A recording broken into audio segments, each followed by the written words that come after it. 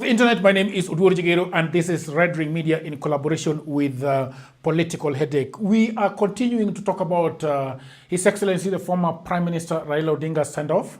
And today we are talking about the people that have been involved in the send-off of Raila. When Raila passed on in India, the president rushed to Karen, obviously, and the people of ODM also rushed to Karen. Today we just want to talk about how the president has treated the former Prime Minister and the people that are around him. And on the panel, obviously, I have Raila's friends. Oh. Owini Odoyo has been a friend of Raila for a very long time, a bosom friend of Raila. I have Odhiambo Otieno, who has worked very closely with the Raila Odinga family. But the question that I want to ask Mr. Odoyo first, Odhiambo Kijena,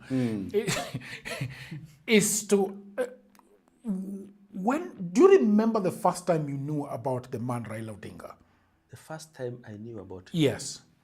No, I knew about Raila a long time ago, all the way when I was in the university, 88 to 91. But now Raila has metamorphosized through the period into Raila Odinga, the activist, into Raila Odinga, the Langata MP, into Raila Odinga, the freedom fighter, into Raila Odinga, finally the prime minister and the presidential candidate, a president who never was. Yeah. I always call him a president who never was, because even in privileges, he got all the privileges of a president. He got the powers of a president. He got the influence of a president. The only thing he never got was the name President of the Republic of Kenya, Raila Odinga. In fact, at one time, I believed Raila Odinga became much more powerful than any sitting president in Kenya. If he wanted you in office, Jagero, you would be. If he wanted you out of office, you would go. You remember, if it were not for Raila Odinga, Anne Waiguru would have not been fired from the cabinet. Isaka San would have not gone home. And there are others that he doesn't even need to go in the activism route to get out of power. He would just negotiate or just say, I want so-and-so in and so out. And it would happen. So this is one person who was a president that never was. There is something that, Odhiambo Tina, I want to give you an opportunity to talk about Raila also. But there is something that Odhiambo Otieno told me about. He reminded us that when Jaramogi Oginga Odinga died, many people did not think that Raila would be the one taking over. People were looking at Kijana Wamalwa. People were looking at James Orengo. I don't know whether you were politically active or you were politically aware at the time, but is it a shock to you that Raila, came on top of, Orengo and Kijana Wamalwa and the other people that people thought would take over from Oginga Odinga? You want that answer? Yes. Let me tell you something about Raila that you never know. Raila Odinga believed in the people, not in the leaders. So while these people were scrambling to see which leader has endorsed who as the leader, he went for the people. He appealed to the people. He talked to the people directly. So if you disagreed with Raila Odinga, the people will tell you the route. They'll tell you go back to Baba. But other leaders like Orengo, Nyong'o, and the rest were too academic about it. They wanted which leader believes in you, who thinks you can make a leader. No. Raila simply directly went to the people, appealed to them. They endorsed him as their leader even without saying anything. So you would only know that you are not the leader of the Luo people when you go to the ballot and they tell you, if you are not with Raila, we are not with you. That is how Raila took over this power. He was elected nowhere, but he spoke the language the people wanted to hear. He appealed to the people. He made the people believe in him while others were still struggling. Even now, somebody who is not learning from that is going nowhere. Go to the people directly. Tell them, I am fit to lead you by demonstrating how you are leading them, by speaking their language, by fighting for them, by fighting their cause. You will be the Luo leader. Actually, these people struggling to endorse themselves are going nowhere until they find a cause that the people believe in, that he wants to champion. Then he will automatically be the kingpin. You are not kingpin until you champion a cause all Luos want. Odhiambo, do you agree? I agree absolutely. And I told you a short while ago off camera that anybody who wants to go the route of leading or trying to fill the shoe of Raila must speak the language of the people. And I agree with him. One thing that Raila successfully did was avoid the middle class man, the educated person. He avoided them for the reason that in middle class realities, there are endless strategies and endless meetings. It's a meeting to organize a meeting for a meeting. But that they rarely result to anything. Yeah. Raila avoided those people because he knew that these people are, first of all, in Kenya, they're few. There are less than 100,000 people, if I could say. Actual middle class that can relax in middle class for 1 year without a salary. They're very few. Yeah. And Raila knew very well that the best thing to do was to go to the man in the street and avoid this person who is very academic, as Moshimodo is saying. And he successfully did that because growing up in Nyalenda slums myself, the first time of course, I used to hear of Raila. And what made me fall in love with the personality of Raila was Raila, was me hearing or me listening to the radio, and every other time you'd hear the announcers, it would be Raila's done something, it would be Raila being in something that is talking about the poor people, bringing some level of reform. Nothing did I hear at that time that painted to me that Raila was a bourgeois. He appeared as a man of the people. And the first time I ever saw him was in a school in Kisumu called Pandpiri Primary School, when he came for a prize giving day. And the grace and aura that he wielded, in Kenya we call it mbi. Yeah. Is that several years ago? That's several years ago. I'm very young, so it was not very long ago. It showed me of a man who was for the people. And first to 2007, I remember seeing my dad. You know, every child, the first point they ever witness anything momentous is when their father or mother does something huge. This 2007 December, after the election was stolen, I remember seeing my dad carrying Yenda Bara. Firewood. And saying that, Jacoma has said that it is mass action. And Nyong'o has already announced to us that it's mass action. These people cannot steal the win of Raila Odinga. We are going to the street. My dad, a graduate, going to the street with the Yenda Bara. Yeah. That made me feel the power of Raila firsthand. Yeah. And so he's a man who went for the people and fought for the causes of the people, as chairman said. I want to ask you something before I go to Odoyo. Obviously, I'm the odd one out here because I've never met the man. I've never shaken his hand. So then I am the one who doesn't. Tell me, what is? Do you remember remaining with Raila alone in a room? Well, and speaking with him. I spoke to Raila the first time when I started working for Mama Ida as a press secretary. And this is 2019, when we were just preparing to launch the Linda Kesho campaigns. So we were branding vehicles, we were talking about mentoring girls. And I went to his home in Karen. And I remember, it was a surprise actually. Yeah. I went there to meet Mama Ida. But then as she was coming down, before she came down, Raila was the first person who came. Who climbed down the stairs? Yeah, he actually comes down. That, I think, was his culture. He would come down before Mama. And when he came down, there was an Asian who was waiting for him. But he had the grace to stand and greet us. We were two people. And he talked to us a little bit. Then he went to the Asian. Then came back when Mama came down. And we sat, the three of us. It was myself, Mama Ida, and Jacom. And Mama Ida was basically briefing him about us, what we were doing. And I remember him saying, "Wood Mumbo, Gimuti Mono Ben." Yeah. Nyithindo Kikmaki. Yeah. You know the Ambeli campaign. Yeah.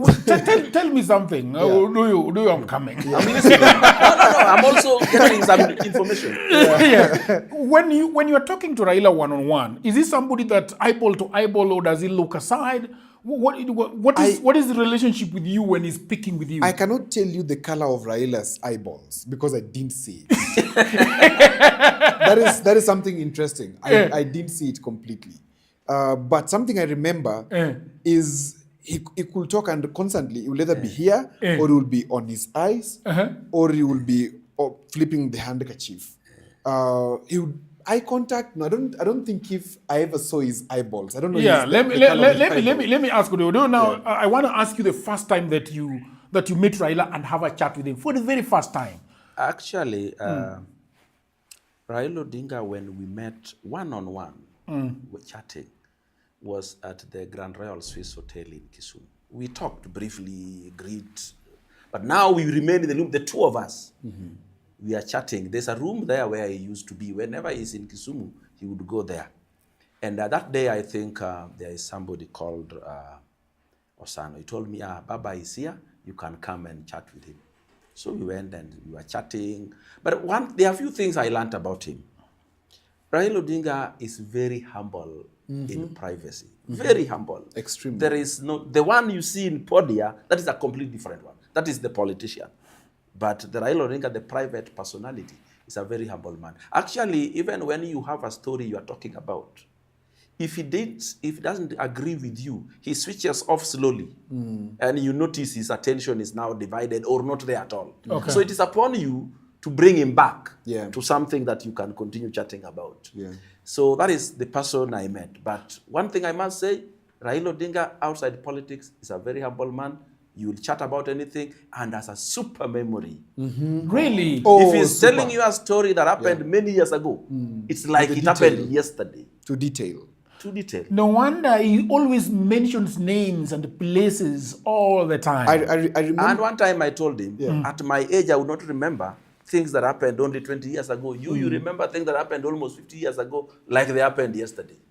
I don't know if I can say if Raila had a photographic memory or a polyphonic memory, or both of them.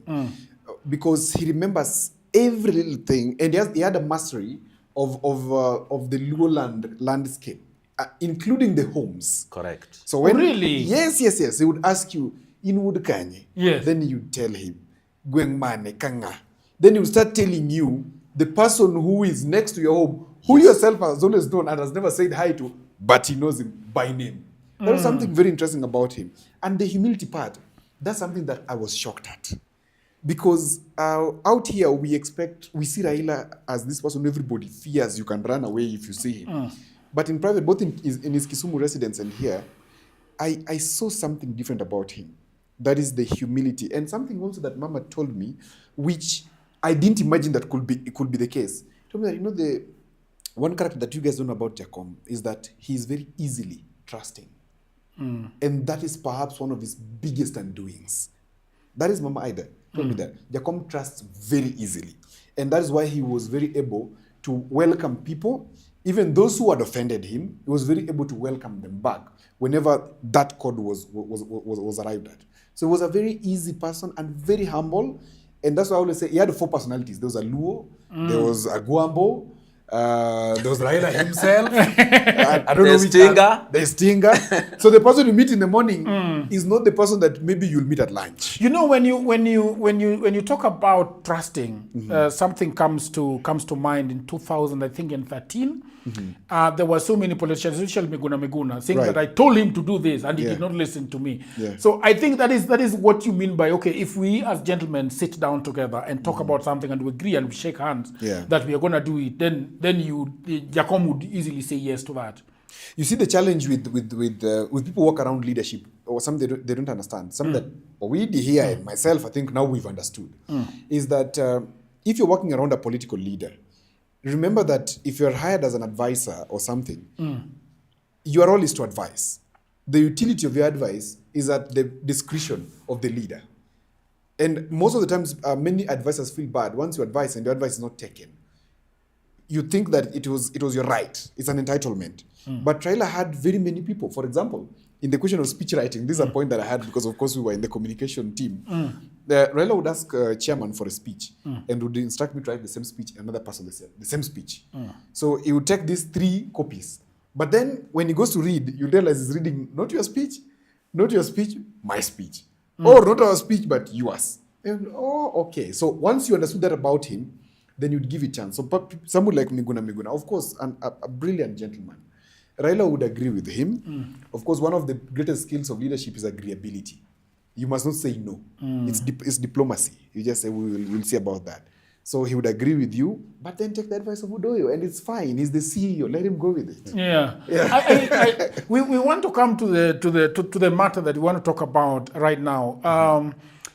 Looking at how the passing of Raila Odinga in India, and then the state actually coming in very forcefully, forcefully in a good way, and saying that this is our leader. and we are going to take care of everything as pertains his burial, the viewing. And Mwalimu Doyo, do you remember the very first relationship between Raila Odinga and the president of today, William Ruto? I remember very well. Actually, President William Ruto was one academic year ahead of me at the university. We were in different universities, but those days, all the universities were behaving like there was only one university in Kenya. And President William Ruto used to be a member of the KANU Youth 92 lobby group. And that was around 1991-92. And President William Ruto was a serious leader from that moment. And actually, we left the university, and I think by 1997, he became an MP. And that is also the time Raila Odinga also vied for the presidency for the first time. Yeah. And Ruto was vying for MP for the very first time. But they were in opposing camps because Ruto was a Moi man. And Raila Odinga was the opposition chief. Even when he was not one, he was having the loudest voice within the opposition. There is a picture, sorry to cut you short, there is a picture where he's throwing his hands and saying that if Moi does this, then the people, you remember that word? Is that President Ruto? No. Raila Odinga. Raila Odinga is throwing up his hands and saying that if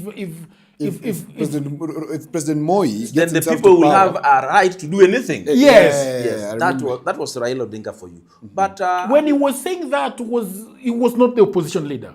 No, he wasn't. He wasn't. He was just doing, you lead until people make you their leader. Yeah.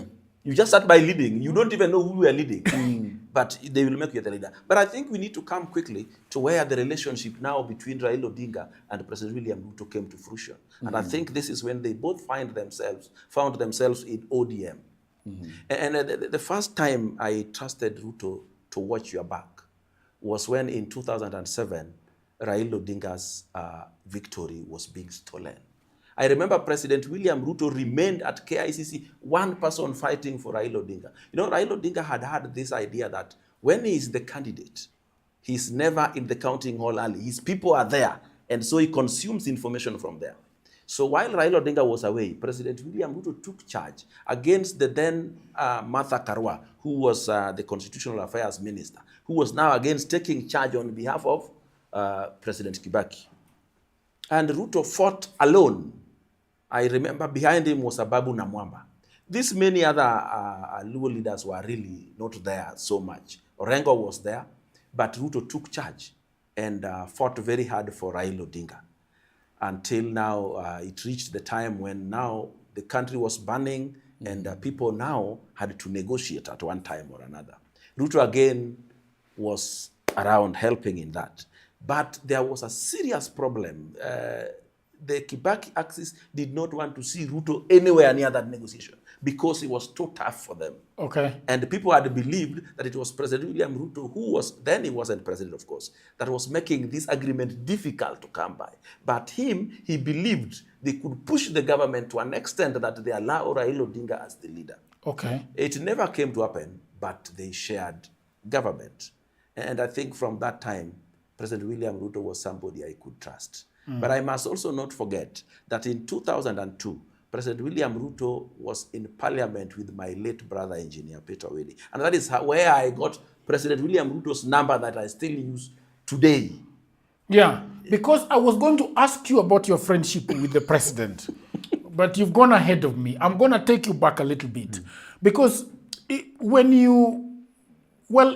some people may say that it's political, what Ruto is doing. But you can clearly see that he wants to do it. And he's doing it for Raila first, before he does it for Raila's people.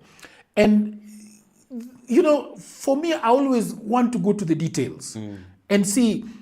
I was asking Odhiambo about when you meet Raila, how do you talk with him? Is it eyeball to eyeball? And this is what I was leading to. The friendship between Ruto and Raila. What was it like?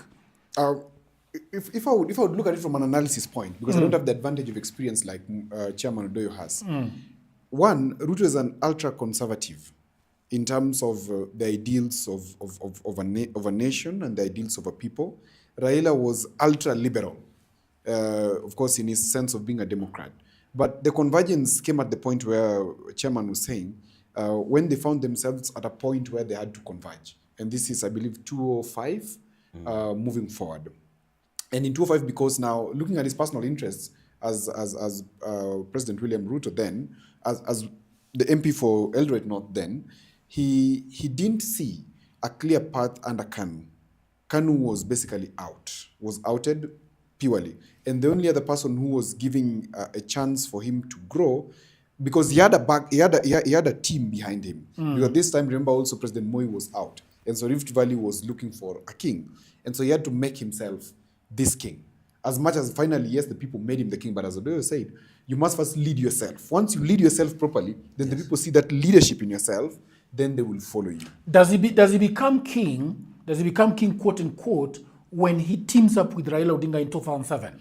He becomes king automatically, one, because of his nature. If you realize, whenever Ruto has been, he's grown with the word trust as well. Okay. Because Ruto trusts in his people.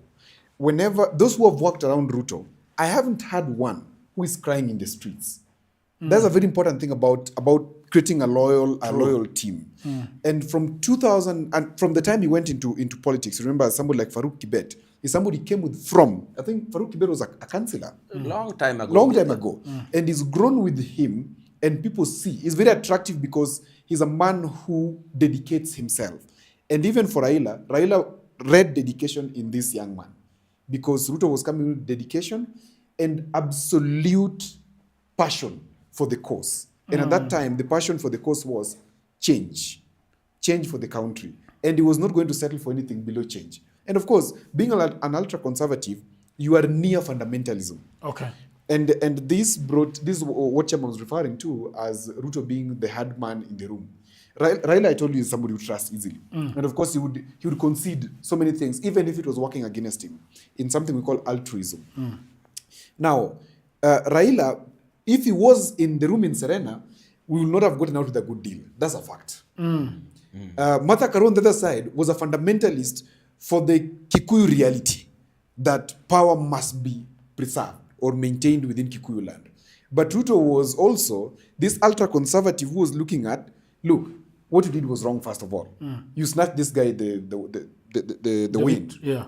Number two, this guy has demonstrated goodwill for the country to move forward. But you're still misbehaving. So he had to stand strong for Raila. And let me tell you, I dare say this, the sharpest person that Raila has ever had in his camp is President William Ruto. The sharpest, most intelligent person who is calculative. And on that note, I want to bring in Odowidi and ask him, the pact between Raila Odinga and Ruto, who went for the other? Do you know?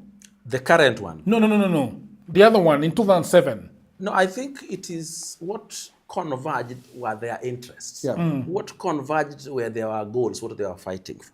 You remember at that point in time, Kibaki himself was the president. Right. And I think it came with the constitution.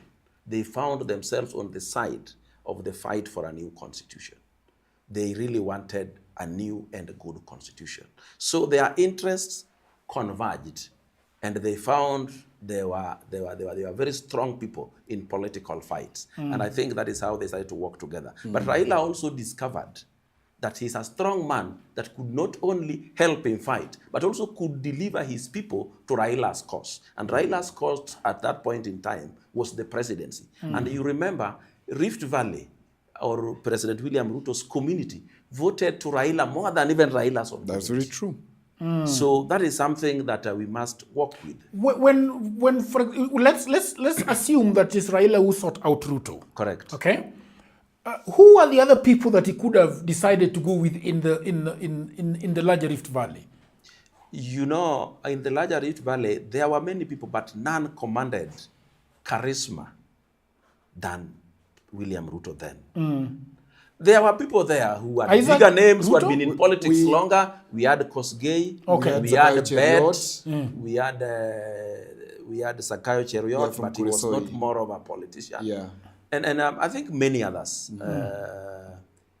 Kipruto, Arap Kirwa, they were all there. But the person you could trust to carry the Bendera ya Rift Valley was President William But Ruto, also- then an MP.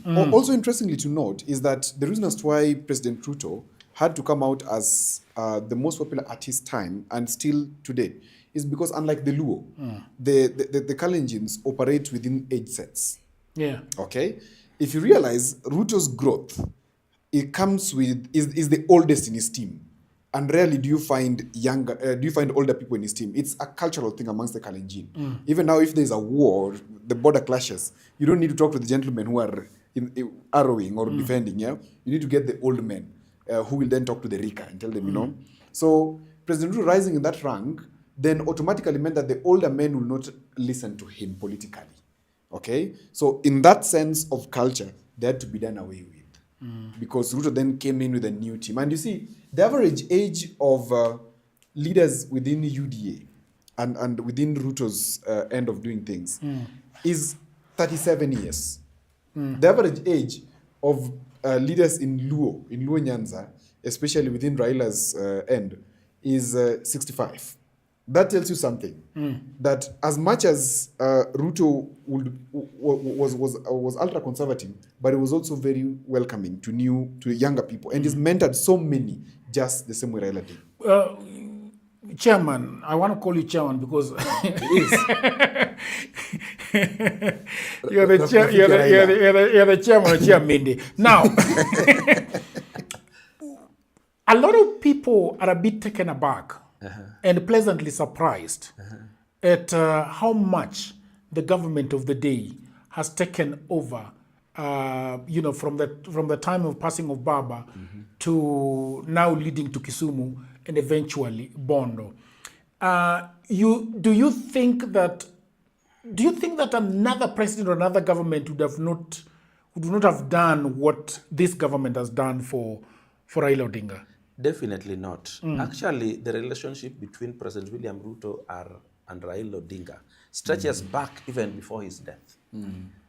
From the time they went into broad-based, or from the time Raila Odinga stood by President William Ruto when President William Ruto was under serious siege, from that day, President William Ruto has not looked back on what Raila Odinga and his community needs. He offered them everything a president can offer a community. And actually, you discovered that within the cabinet, there were now even more Luos than there are Kalenjins. And Raila Odinga was now treated almost as a co-president. He treated him very well in life and in death. And I think this is something that the closest people to Raila Odinga must thank President William Ruto for. In the past, we saw a DP, actually a vice president, who died outside the country after some illness in the UK, then Kijana Wamalwa. Right.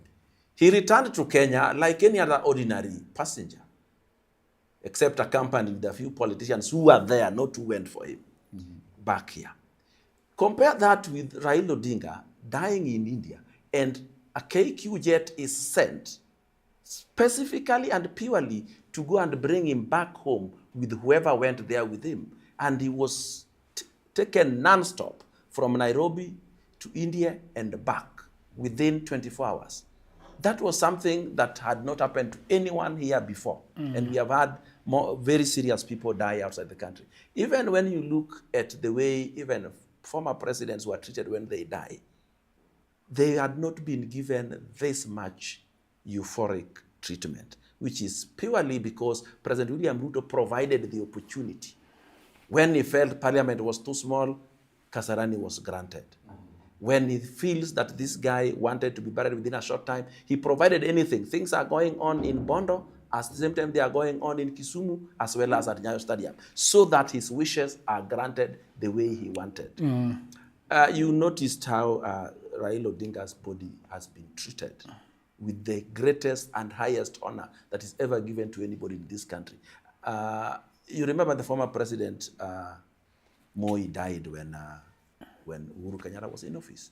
And I don't think he was treated any better than what has happened today. Kibaki also died.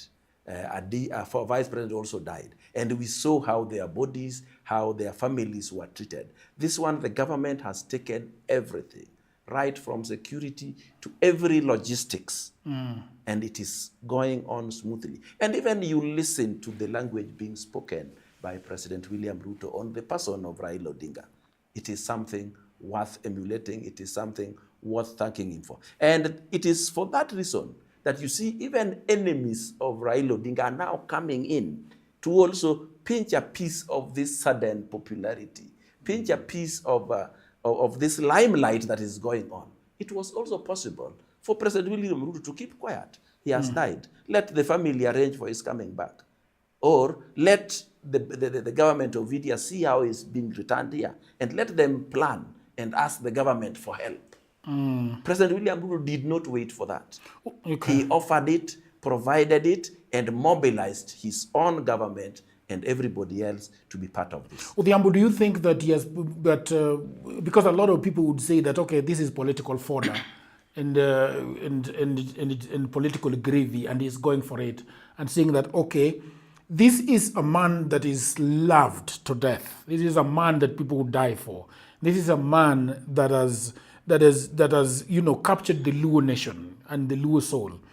If I am able to go out and do whatever I can and give them the most decent burial that he can ever achieve, then when the dust has settled, these people will say, this is what he has done to our son. And therefore, whatever comes, and when he asks for something, we will go ahead and give it to him. I think Ruto is existing in his natural essence of effortless excellence. He's living in an era or a realm where he does not need to struggle much to be who he is. That is just President Ruto. You realize that even him being the president is not an accident. He planned for it years ago. He's somebody who's always having a plan. And just a short while, I wrote on my wall, Mwalimu, that unlike us younger people, Yes. you older people have plans. That's why you beat us. You have plans, even if it's a bad plan, but there's always a plan. Unlike us, where we have energy and idealism, which is the fuel we run on. So President Ruto, in his effortless, excellent style, then gives a friend. This is not just a politician. And by the way, Jagiro, maybe you sitting on the other end of politics, myself and Mweshimua can tell you that... What is the other end? The other end is being that, where you see things and take them for what they are. On this end, we can tell you that we can quarrel the hell out here, but inside we are friends. Like for example, I can tell you, Chairman and myself are on the opposite side in Numabi. He's against Wanga for Wanga. And but here we sit and he's my father and we talk a lot of stuff. Yeah. The same thing happened between President Ruto and Raila. I was very, very shocked one time when we went to Mama Ida to some place in Karen, and she was talking nicely to Rachel, to the first lady.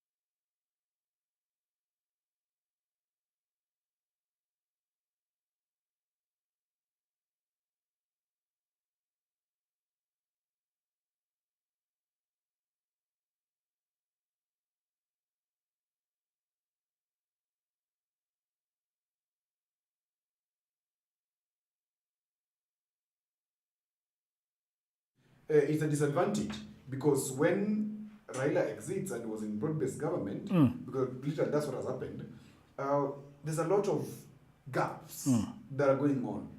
And whatever happens after the funeral is what matters now than whatever is happening now. So there's no political gravy here. Okay. There's no political gravy. It's going to be a tumultuous beginning Monday.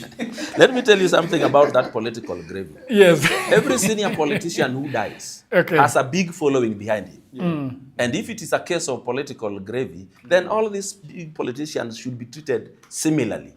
Because even when Wamalwa died, there was a community behind him. So anybody who wanted political gravy could jump into that. Yeah. More so, if you look at the way Raila Odinga, with his fanatical following, has been treated in the past. Yeah. Take, for example, when Uhuru Kenyatta took power in 2013, Raila Odinga was even denied the opportunity to sit in the VIP lounge at Jomo Kenyatta International Airport. VIP. And this is an immediate former Prime Minister. VIP. When Raila Odinga was a sitting Prime Minister, and we called them co-principals with Kibaki, he could not even be given a proper carpet at Podia in the country. When he went to a function, when ministers had the luxury of walking on red carpet all over. So, despite the fact that he had a large following that could easily be political gravy for whoever was in power at that point in time. So I think we must also agree that everybody, any politician who died at that level, there is a following that if it is political gravy you want, you can always harvest it from there. But President William Ruto has chosen to be nice to Raila Odinga in his old age until his death, and even I think he will send him off in the best way a hero can be sent off. And I don't think any other leader in this country in the next few decades would get such a treatment. You see the beauty of Ruto's signature or Ruto's symbolic act of kindness is that beyond being a political gravy, as you want to term it, it is teaching us and the generation that are coming that this is how to handle our leaders. Because Ruto is killing something in Kenya, which is very beautiful. He's killing this hate. There's been some hate which is impossible in this country. Okay. And it has been deployed as a tool of division along tribal lines. And Ruto seemingly is thinning it out continuously. And it's only the person who does not want to see, because I always say, seeing is a choice.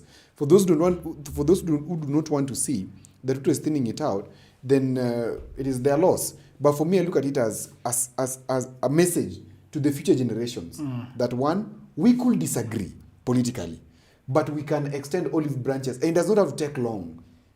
Perhaps one of the things I said earlier on in my earlier interviews elsewhere was that I was very worried about President Ruto accepting defeat or accepting fault quite early.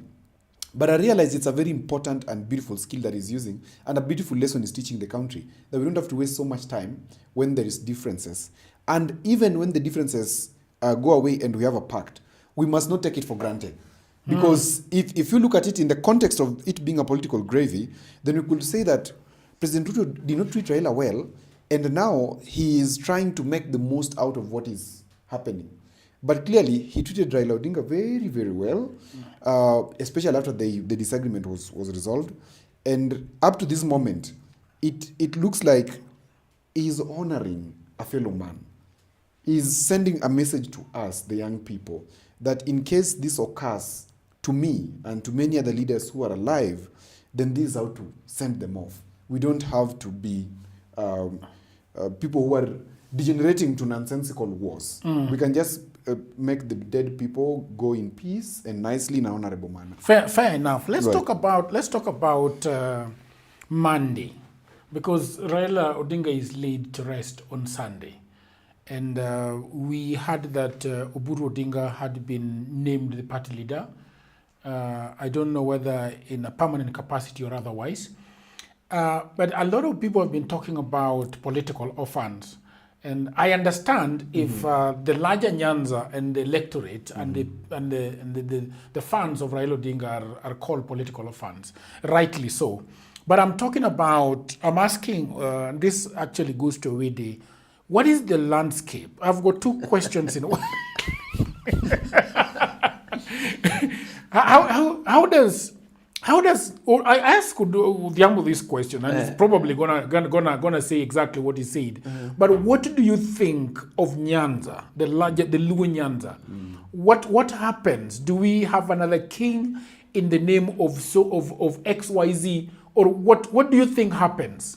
Let's start with the orphans. Yes. There are quite a number, slightly more than half, of the elected leaders in Luo land owing those positions. In fact, let me not say more than half, 3/4, owing those positions purely to Raila Odinga. Without him in the picture, I am sure there is a number who will not even bother vying in 2027. There are many also who will just vie because they have already been empowered by the patronage of Raila Odinga. So I think there are some people who you could see them tearing a lot during the funeral, feeling a lot of pain. And if you compare that pain and any other, you notice that is a pain of their own personal loss rather than the sadness they are feeling for the death of the Enigma. There was a photo that has been going around all over of two comparisons between the Homa Bay governor mourning Ongondowere and the Homa Bay governor mourning Raila Odinga. And you could see the other one is mourning the loss of a friend. The other one is mourning the loss of a livelihood. A person whose absence may create a fall in your life. The other one, the person whose absence would create loss and pain. And that was across, you could see. And such pain is real. You'll see it comes with red eyes. It comes spontaneously.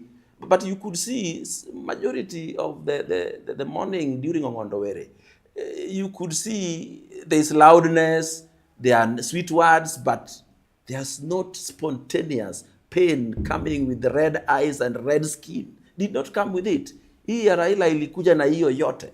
It was a personal pain felt by these people. Ile ya Ongondowere, you could see some people were just acting so that they are seen by the people. So what we are going to have here, I listened to Junet Mohammed speak, and the loss is personal. He said all he has become in this country is all purely and direct Raila Odinga, and he has chosen to go back home. I'm not sure what that meant because it was not the literal home. I listened to Fred Gumo. Fred Gumo captured it and said there are people who squarely and directly hanged on Raila Odinga's coat to be where they are today.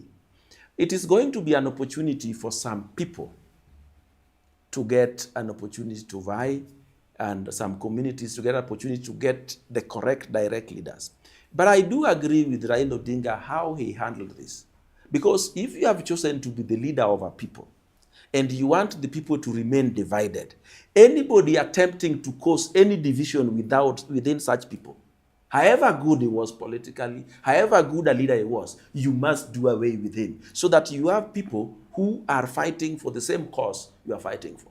Because the unity of the Luo made it very easy to negotiate with them as a community.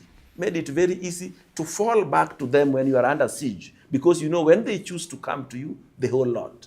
And that explains why some other communities you could not negotiate with, because you could start negotiating with them, then they bring for you Bungoma living out of Vihiga. They bring for you Kakamega living out of Busia. But Luo land, when you negotiate with them and they say yes, they'll bring Migori to Bondo. They'll bring Muhuru Bay to Imbo Usenge. All with you. Even small rebellions don't matter anymore. So actually, the problem that maybe President Ruto was going to have, if there is a piece of Luo who wants to follow another leader and another piece following another leader. That is why I have suggested that our current kingpin should be President William Ruto. Then Oburu Odinga becomes the party leader of the Luo party. And then we move forward together until such a time that it will be necessary to change things. Okay, so I don't know, Odhiambo, do you agree that after Raila Odinga we should, well, I don't know how Ruto becomes king in Luo land, but well, I understand it. I understand I understand what he's trying to say, but yeah, before you answer, I want to ask him, yes, away from Raila could be, Ruto could be sitting at the very top. Correct. Okay? But then, would you want somebody, another Raila in Luoland? I don't think he would understand the things that made Raila govern Luoland the way he did. I'm using govern the way he did. I have just captured it here that even though there are people, probably like me and a few others, who complained about Raila blocking them from this or that, but Raila was right in a way. He saw it that if I allow these people who are so opinionated, who are so bold, then we are going to have the Luo split. So what did he choose? He chose to block them, use the people to block them, and he did it. But of course, as a human being, you'll feel pain that you are being blocked and some people are let through. But Raila Odinga was working for the general Luoland, so that the Luoland remains united, so that when you negotiate with them, when there is something for them, they benefit. So if you bring another person to be a kingpin in Luoland, that may be disaster also, because he may bring his own way of doing things that may not be beneficial to the common goal of the community. Then we wanted to say something. You've asked a question about Monday. Yeah, because there's no vacuum. And I want to go straight for it. Yeah. So Monday in the morning, the first thing that President Ruto will do, I know he's Odoyo's friend, and Odoyo needs to tell him this, and I do it out of goodwill, of course, is to phone Babu Owino and contain him at the earliest moment, because the kind of power that Babu Owino will be having by Monday is weird power. It's weird because it's transition, and in transition, there's a lot of confusion. And in that confusion, it may be mishandled, and it may have a ripple effect, a domino effect, that then leads to something that is undesirable. Right now, just the other day, President Ruto signed 8 bills into law. And already misinformation is out there that these bills, some of them are draconian. And of course, people are going to exploit it. And you know, there is one person who didn't attend the funeral of Raila today, which is very painful and shameful. That is Rigathi Gachagua. And we are expecting that by Monday, there are already plans underway to sabotage the president, because Rigathi's point is not about leadership or competition. He is about pure hate and is about pure revenge. And you know, we always say when you're revenging, dig 2 graves. One for you and one for your enemy. And seemingly, right, of course, right now... I agree with you. Yeah, right now he's not looking at it that way. But when it hits there, it may go that way. And Babu has been dancing very interestingly. He's my friend, but he's been dancing very interestingly with the Rigathi team. And that has to stop. And that's why I'm saying President Ruto has to call him on Monday and give him an offer. And the offer will be a CS position in his cabinet. So that he bursts this tension that the youth are containing and are positioning it with Babu. 2, by Monday, the ODM party must move with a lot of speed and start installing Junior Odinga, Raila Odinga Jr. as the de facto and de jure party leader. For one reason, let us deal with the confusion of transition. Or else, we will remain in a point where we don't understand what is going on. And when we don't understand what is going on, in Kijalu we say, Jolly Bamba, Nyaloka advantage, they can hurt us. It is time that it is solidified, and there's nobody who carries the dreams of the father better than Raila Odinga Jr. It's going to be a contest between Raila Odinga Jr. and Babu Owino. We are finishing now, but I want yes. to ask, I have always looked at Babu Owino and wondered whether is it really the lion they are seeing? I don't know. Is Babu the lion they're seeing? Or is a cat? I can, you know, when you look around, you need to see the people that Babu Owino appeals to. Yeah. Those are the same people that Raila Odinga appealed to.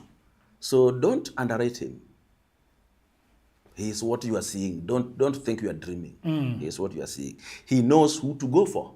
And you can see for now, it looks like in the Luo land political landscape, he looks like he's isolated. But wait until he meets the people he appeals to.